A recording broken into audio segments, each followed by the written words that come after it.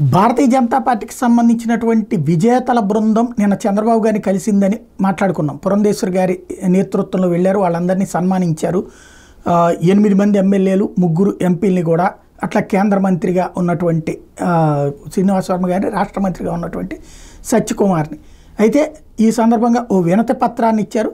గత ప్రభుత్వంలో నాసిరకం మద్యం విక్రయాలు, ఎక్సైజ్, ఏపీ బెవరేజెస్ కార్పొరేషన్ల అవినీతి మీద సిబిఐ విచారణ చేయించాలని, ఇసుక దోపిడీపైన రాష్ట్ర ప్రభుత్వం సమగ్ర విచారణకు ఆదేశించాలని పురంధేశ్వరి ఈ సందర్భంగా కోరారు.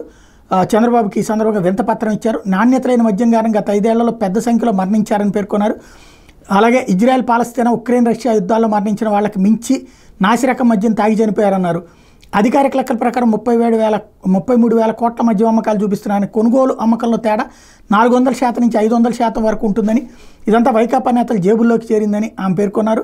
వైకాపాయంలో ఇసుక దోపిడీ కారణంగా 35 లక్షల మంది భవన నిర్మాణ కార్మికుల జీవితాలు దెబ్బతిన్నాయని పురంధేశ్వరి చెప్పుకొచ్చారు. జాతీయ హరిత ట్రిబ్యునల్ నిబంధనలు పాటించకుండా ఇసుక తవ్వేశారని, నదీ గర్భంలో రహదారులు వేసి తరలించారని వివరించారు. ఇసుక తవ్వకాల వల్ల ప్రభుత్వ ఆదాయానికి భారీగా గండిపడిందని, వైకాపా నేతలు భారీ ఎత్తున దోచుకున్నారని చెప్పారు. కొత్త ఇసుక విధానంలో భాగంగా ఆన్లైన్ బిల్లింగ్ అమలు చేయాలని, ఎన్జీటీ నిబంధనల మేరకు తవ్వకాలు చేయాలని కోరారు. 5 ఏళ్ల వైకాపా సర్కార్ ఇసుక తవ్వకాల మీద కూడా విచారణ చేయించాలని కోరారు.